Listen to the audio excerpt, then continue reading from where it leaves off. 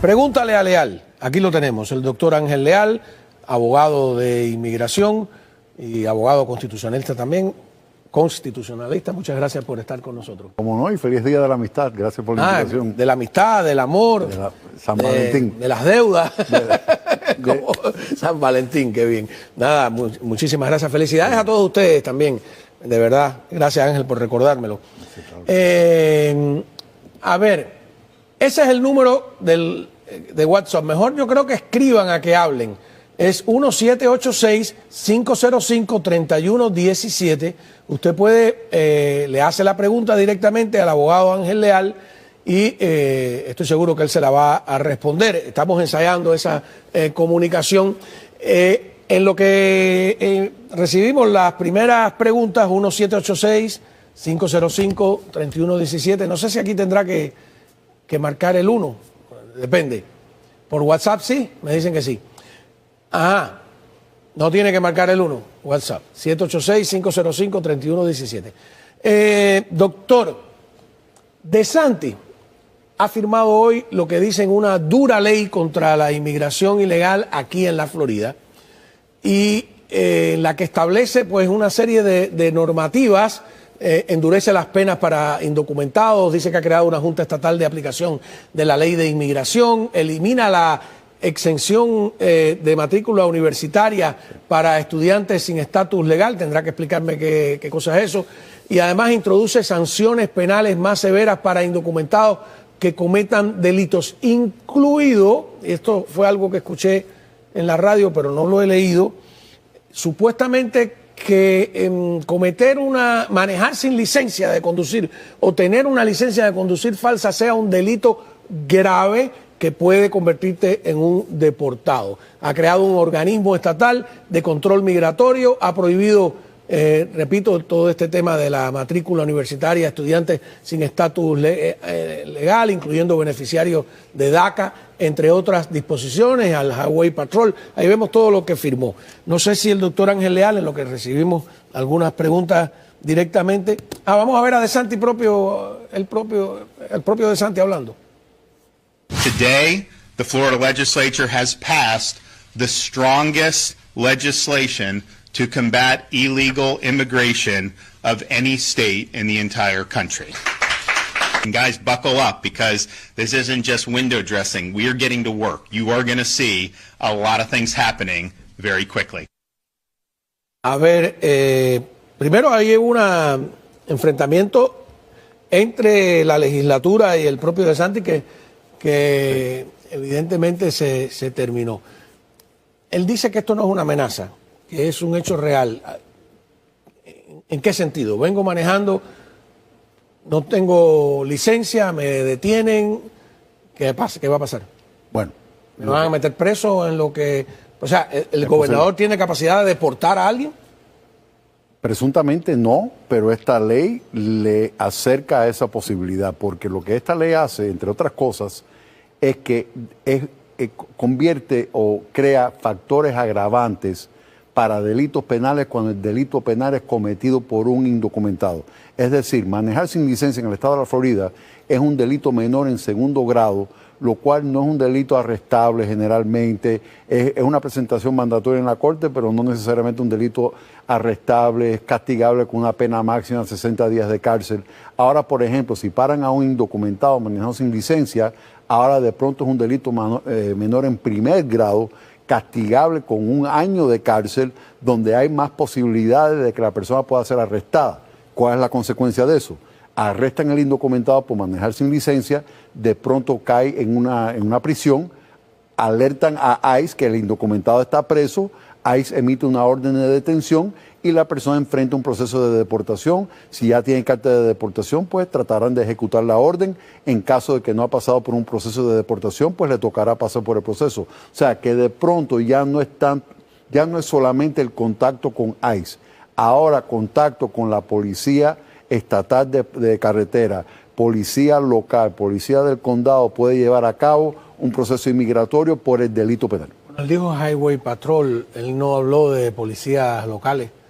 Sí, pero por ejemplo, si un policía local para a alguien para manejar sin licencia, preguntan sobre el estatus migratorio de la persona no, es indocumentada, de pronto esa persona lo pueden arrestar por manejar sin licencia, cae en preso, en ese momento alertan a ICE que la persona, acuérdate que le toman las huellas y todo eso, en ese momento ICE puede emitir una orden de detención que en la Florida se respeta por 48 horas, ahí se hace cargo del individuo y el individuo entonces puede enfrentar un proceso de deportación.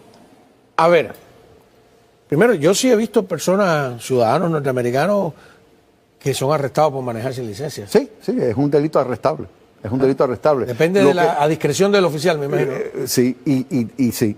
Y lo que hacen es crear este factor agravante para el indocumentado, delito menor de segundo grado a delito menor de primer grado, y si es un ofensor que ha cometido este delito anteriormente, en ese caso, si hay más de un delito de manejar sin licencia, entonces ya ahí sí se convierte en un delito mayor y eso ya es un arresto. A ver, tenemos la primera pregunta de alguien del público para usted. Yo no la estoy escuchando, así que tengo entendido que aún y cuando la nueva administración pueda anular o cancelar el parol, los cubanos al año y un día pueden aplicar a la ley de ajuste. ¿Es cierto o me equivoco? Es cierto. Es cierto. El peligro de que revoquen el parol es que si revocan el parol y tiene menos de 2 años en el país, y aparte el parol, y esto es un poco técnico, es un extranjero quien arriba para pedirle admisión al país. El parol es bajo palabra. Libertad bajo condicional. Entonces, ¿qué pasa? Que en ese caso, entonces le pueden iniciar un proceso de deportación expedita donde puede enfrentar esa consecuencia, a no ser que pida una entrevista de miedo creíble.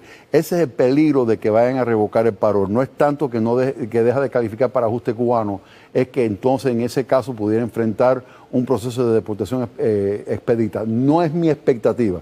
Yo creo que el cubano que entró con parol humanitario, parol en la frontera, al año y el día debe de acogerse perfectamente bien a la ley de ajuste cubano. Creo que esa es una medida que tomarían si hay un motivo para revocar el parol. Hágale la pregunta al doctor Leal, 786-505-3117. Tenemos otra pregunta. Dice, buenas noches, mi nombre es Marbelis. Tengo la famosa I-220A, estoy casada desde Cuba con un ciudadano americano. Tengo 3 años en el país. Desde mi llegada apliqué para asilo y tengo fecha de corte en octubre. Mi esposo me había puesto la reclamación desde que estaba en Cuba, pero entré por la frontera y al año de estar aquí me comenzó a llegar la aprobación para la entrevista en La Habana. ¿Qué me recomienda usted? Avisarle a La Habana que estás aquí, que vas a seguir el proceso de residencia aquí en Estados Unidos, que no cancelen su reclamación, porque lo que pasa es que cuando la citan a la entrevista en La Habana, a usted no poder asistir a la entrevista, le pueden cancelar el proceso y cancelar la reclamación por parte de su esposo. Entonces es importante que habría que empezar de cero entonces. Tendría que pedirla de nuevo. Con todos los gastos incluidos. Efectivamente. Entonces, ¿cuánto está costando ahora todo ese proceso? Una reclamación 675. 675. Y el proceso consular 325 por la visa, 120 por el affidavit, pero ella ya no está en ese proceso porque está aquí. Entonces lo que queremos evitar es que le cancelen la reclamación del esposo y que transfieran esa reclamación al Servicio de Inmigración en Estados Unidos para que ella pueda seguir su proceso acá en Estados Unidos y que no pierda la reclamación. Ok. Entonces, recuerde que puede hacer la pregunta directamente, estamos aquí, ante el interés. Otra pregunta, ¿por qué si entraron legalmente con un parol, ahora pueden ser deportados?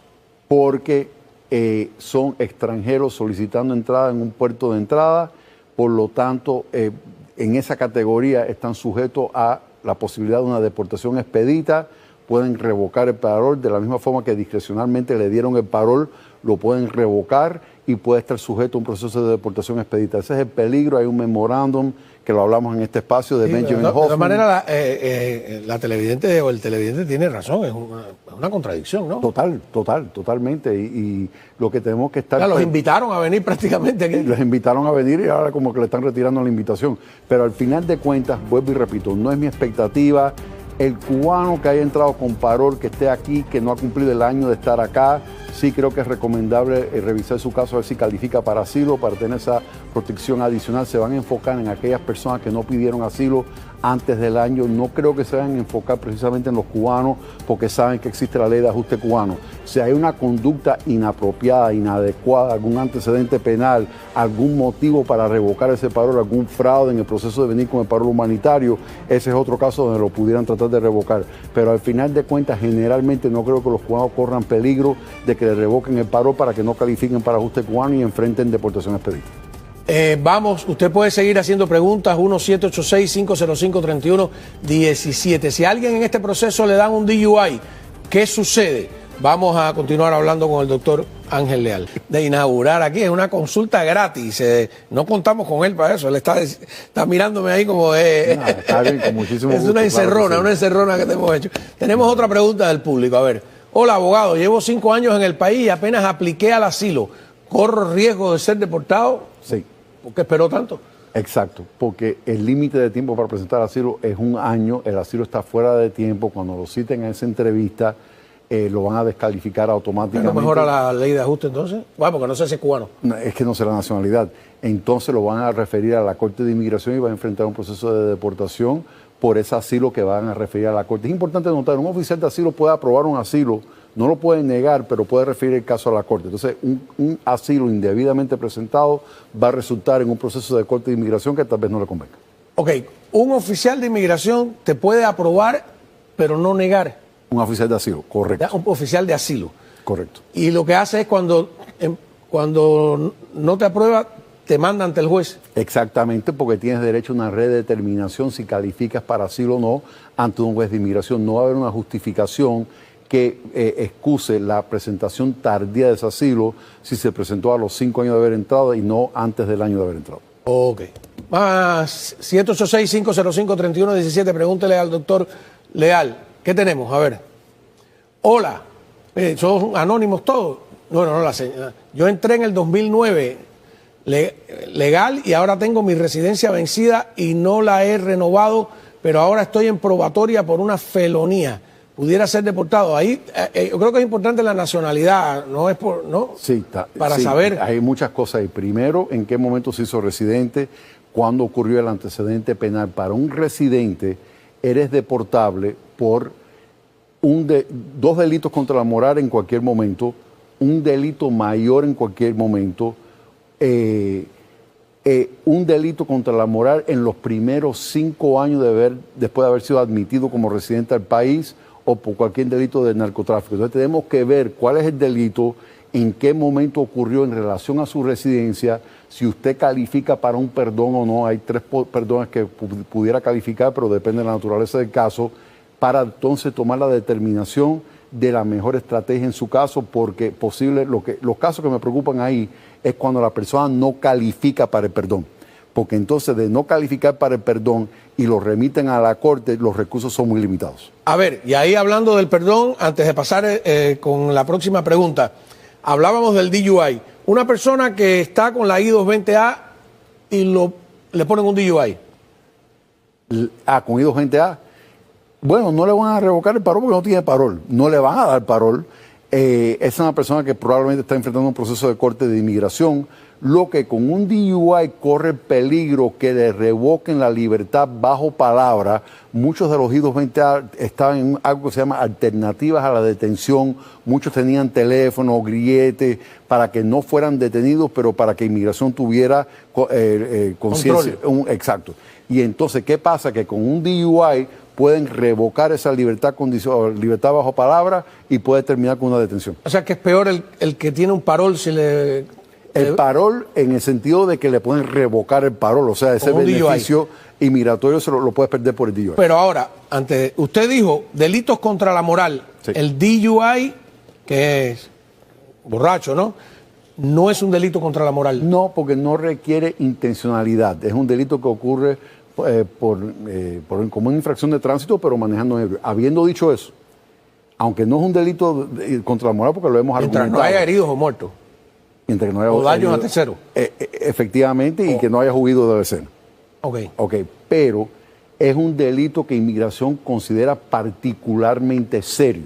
Entonces, aunque no sea un delito contra la moral, por ejemplo, un DUI te descalifica para DACA, un DUI te puede descalificar para un TPS, y cuando hay un beneficio discrecionario o cuando hay que demostrar buena conducta moral, el DUI te pudiera descalificar para eso, y muchos beneficios, bueno, la mayoría de beneficios de inmigración requieren demostrar que usted es una persona de buena conducta moral. Así que, a pesar de que no sea un delito contra la moral, sí tiene graves consecuencias para su futuro inmigratorio, su futuro de permanencia en este país, porque inmigración lo considera un delito particularmente serio. Sin embargo, fingir un accidente automovilístico para cobrar el seguro sí es un delito contra la moral. Sí, porque es un delito de fraude, se actuó intencionalmente. O sea, es más grave eso que manejar borracho. De distintas maneras. Los dos son graves. El DUI es grave porque es un delito que inmigración considera particularmente serio. El de fraude es un delito contra la moral. Y aparte... Pero el fraude necesita un perdón y el DUI no. El DUI, exactamente. Eso es correcto. O sea, en ese sentido, el fraude es peor, más grave. Sí, es peor que el DUI. Ahora, si es Con eso sí no te salvas, ¿no? Bueno, si la pérdida de la víctima es de $10,000 o más, la aseguradora, por ejemplo, es ya un delito mayor para efectos de inmigración, y en la mayoría de circunstancias lo va a todo eso que se hacen los vivos, mira, le tumbé $12,000, te pasaste de 10,000, estás en delito mayor. Es un delito mayor para efectos inmigratorios, eres deportable, eres inelegible para la cancelación de remoción, posiblemente puedas pedir un perdón bajo la 212H, dependiendo de las circunstancias. ¿Puedes perdonar tu pareja, por ejemplo? Pudiera ser, dependiendo de cómo entró la persona. Yo he visto eso con personas que entraron con pasaporte falso que la pareja le perdonó. Eso es un perdón por un fraude inmigratorio que se puede pedir en base a cónyuge o padre, mamá o papá, residente o ciudadano americano. Ajá. O sea que lo mejor es, estate tranquilito si estás en este proceso, procura no buscarte lío porque no está el horno para pastelitos. 786-505-3117. Tenemos otra pregunta. Buenas noches, me llamo Reinier, ese es cubano, ese nombre, Piñeiro. Soy I220A. Tengo corte final abril 2026. En mi mismo caso está mi esposa e hijo. Si me dan un parol solamente a mí y cierro la corte, ¿qué pasa con ellos? Vivo en Georgia, tengo residencia aplicada hace un año. Muchas preguntas yo creo ahí, ¿no? Sí, pero buena pregunta. Y lo que pasa es que si le dan el parol a él nada más, a él sí le van a poder sacar de la corte porque la fiscalía probablemente esté de acuerdo que él salga del proceso de corte, pero la esposa y el hijo van a seguir en corte mientras que sigan con I220A, porque bajo este caso de Cabrera Fernández, que es un precedente legal del Tribunal de Apelaciones de Inmigración, siguen sin calificar bajo la ley de ajuste cubano. Entonces lo que hay que luchar ahí es que le den el parol a los tres para que se pueda cancelar el proceso de corte a los tres, y de lo contrario van a tener que luchar el caso de asilo. Pero si él se hace residente o ciudadano, no favorece a su esposa y a su hijo. Los puede reclamar. El problema es que no tienen una admisión legal al país, porque la I220A no es una admisión, es una orden de libertad bajo palabra de alguien que presuntamente entró ilegalmente al país, y generalmente para ajustar a la residencia por una reclamación familiar la persona tuvo que haber entrado legalmente. A ver, pero antes yo creía que una admisión al país era, estás en la frontera de México, te colaste por el río, te fuiste para Miami con tus familiares, nadie supo que entraste, no fuiste inspeccionado. Correcto. El que entró por la frontera, lo recibió un guardia de inmigración, sí fue inspeccionado. ¿Cómo es que ahora veo que personas que entraron por un punto fronterizo, que los atendió un guardia fronterizo, etcétera, etcétera, se consideran no inspeccionados? Fueron inspeccionados, lo que no fueron admitidos. Pero antes, para la ley de ajuste cubano, no bastaba con ser inspeccionado. Sí, y le daban el parol. Ajá. Entonces, lo que pasó fue que empezaron a dar parol o I220A durante la administración de Biden. Entonces, ¿qué pasa? Que le dieron el parol, que no es una admisión, dicho sea de paso, una libertad condicional pendiente de la determinación de la admisibilidad de la persona, pero va a poder acogerse a la ley de ajuste cubano. Pero el que le dieron I220A, en vez de haberle dado parol, esa es la persona que tiene un caso más difícil, porque técnicamente en estos momentos, por este presente legal... No fue inspeccionado. No es que no haya sido inspeccionado, no fue admitido o no entró bajo parol. Porque bajo la ley de ajuste cubano tuvo que haber sido admitido o haber entrado bajo parol. Pero antes no era así, ¿no? No era así. Antes inspeccionaban al cubano y generalmente le daban el parol. Pero esta variante de que en vez de darle la parol le daban la I220A, y los números de I-220A, porque estamos hablando de más de 300.000 cubanos, si mal no recuerdo, con I-220A. ¿No? Entonces son personas que están en un limbo migratorio porque no fueron procesados como se habían procesado anteriormente con parol, le dieron I-220A, viene un precedente legal del Tribunal de Apelaciones de Inmigración que se llama el tema de Cabrera Fernández, que dice que para efectos inmigratorios la I-220A no es un parol, y tenemos este caos referente al tema cubano, al ajuste cubano, y quién califica y quién no califica para el ajuste cubano. A ver, como tenemos más preguntas, vamos a un segmento corto, Sí, cómo no. agregado. Regresamos, pregúntele al doctor Leal. Nos hemos alargado un segmento más porque tenemos muchísimas preguntas que quieren hacerle al doctor Ángel Leal. Pregúntele a Leal. Vamos a pasar con la próxima. Adelante. Hola, buenas noches. Soy venezolano. Ese es un dato importante, ¿no? Entré con la I-220A, tengo un asilo en proceso, ya tengo permiso de trabajo por 5 años. ¿Soy elegible para deportación? No expedita.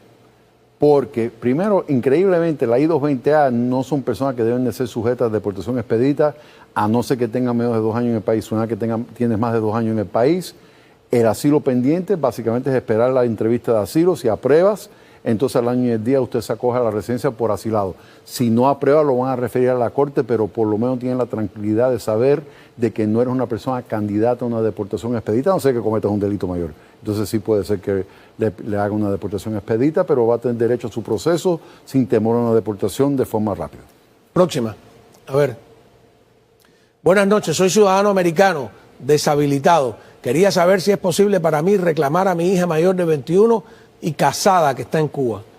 Sí, la puedes pedir y no importa que esté discapacitado. El problema es de que esa categoría de hijo casado de ciudadano americano está por el 2010, es decir... Mayor de 21. Y mayor de 21, sí. Entonces lo que quiere decir eso es que básicamente si usted la reclama hoy va a tener que esperar de 13 a 15 años que esa reclamación se actualice para que la persona tenga la oportunidad de inmigrar en base a esa reclamación. Todavía no he visto nada que elimine el programa de parol de reunificación familiar cubano. En el dado caso de que eso siga en pie, en teoría, después de que le aprueben la petición, que igual puede demorar casi 10 años, le pueden invitar a participar en el programa de parol de reunificación familiar cubano. Usted acepta y ellos vienen por esa vía, pero es un camino larguísimo cuando se trata de hijo casado de ciudadano americano.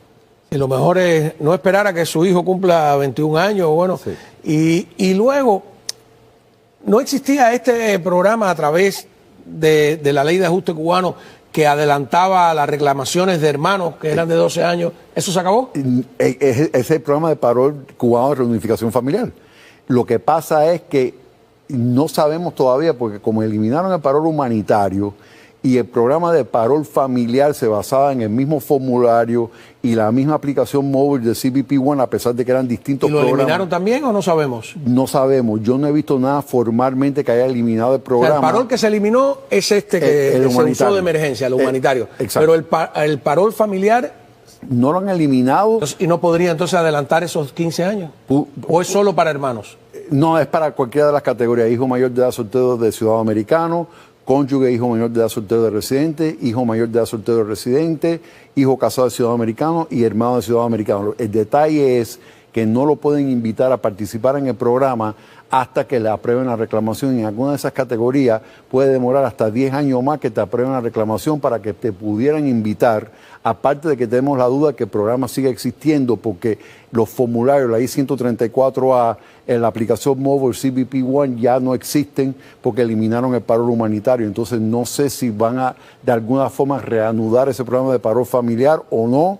Es una posibilidad, pero la verdad no tengo información concreta de que lo que esté. Bueno, que lo haga, ¿no? Que lo haga. Sí, que lo haga. Que lo haga. No hay ningún problema en que haga la reclamación. Sí, y ya el día de mañana. Mientras más se atrase, peor.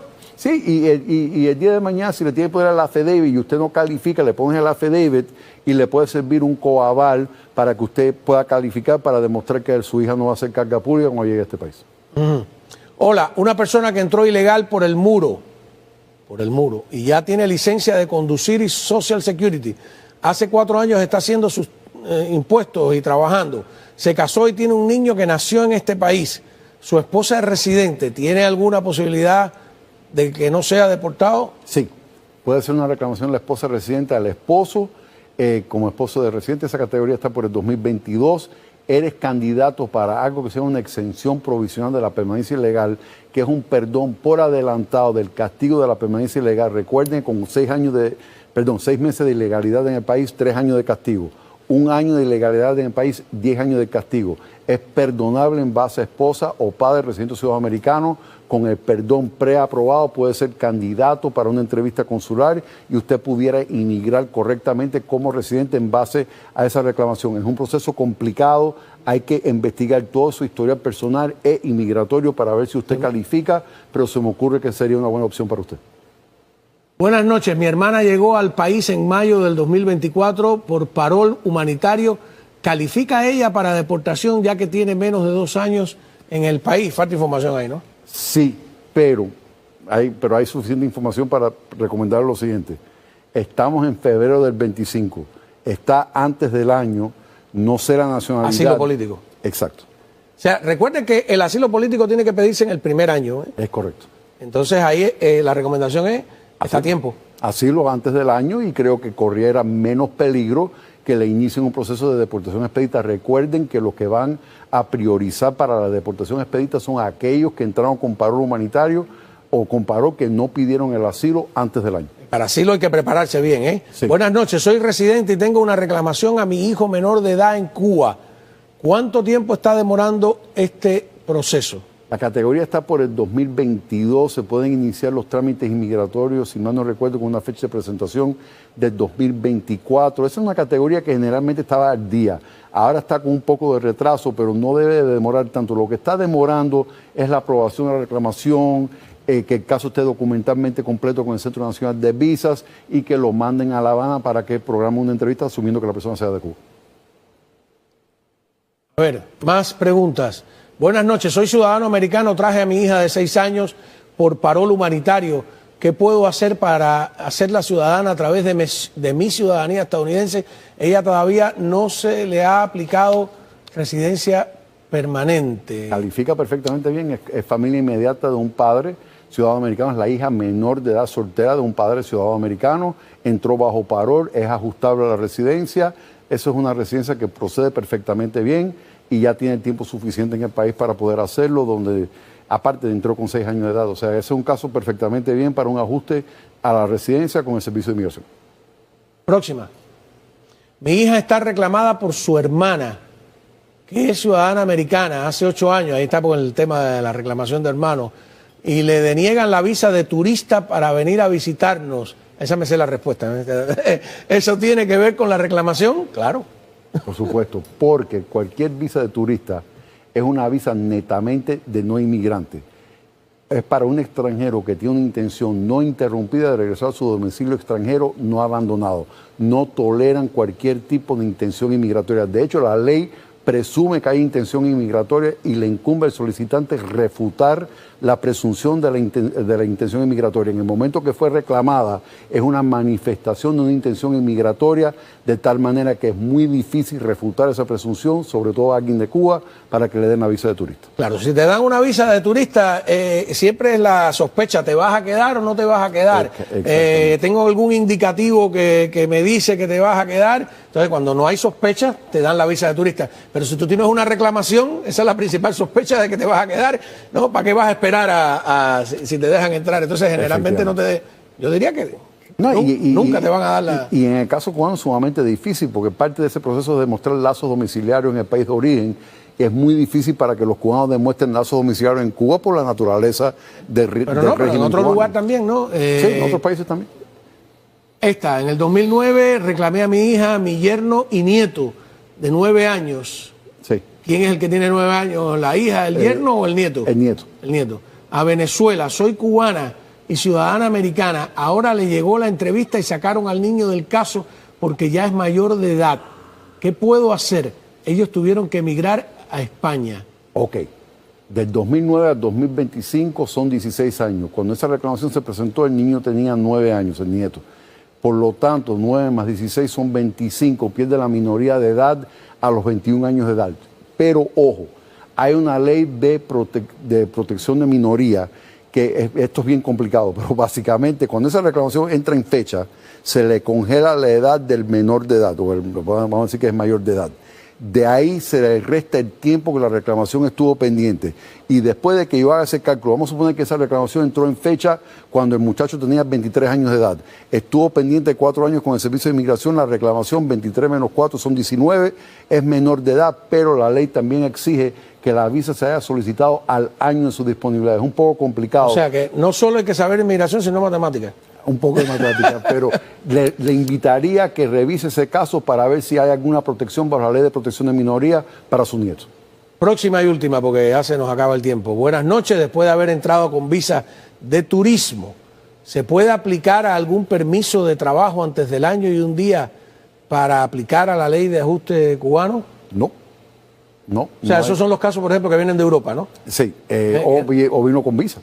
El caso es que... Pero de turismo, dijo. Sí, una visa de turista a lo mejor la pudo conseguir, pero el caso es de que no hay una base legal para pedir un permiso de trabajo, sobre todo cuando entró con visa de turista, no tienes un parol da una base legal para pedir un permiso de trabajo, vas a tener que esperar el año y el día. La otra es posiblemente considerar un asilo, pero aún así el asilo antes del año tiene que estar pendiente 150 días para poder solicitar ese permiso de trabajo. Tal vez no le convenga, dependiendo de qué tiempo usted lleva en el país y cuando tenga elegibilidad bajo la ley de ajuste cubano. No eres deportación expedita, fue admitido legalmente al país, así que no se tiene que preocupar de eso, pero hay que ver si le conviene o no presentar un asilo o quedarse tranquilo hasta el año y el día y pedir el ajuste cubano. Ok, bueno, muchísimas gracias. Gracias a ustedes por preguntarle al doctor Ángel Leal.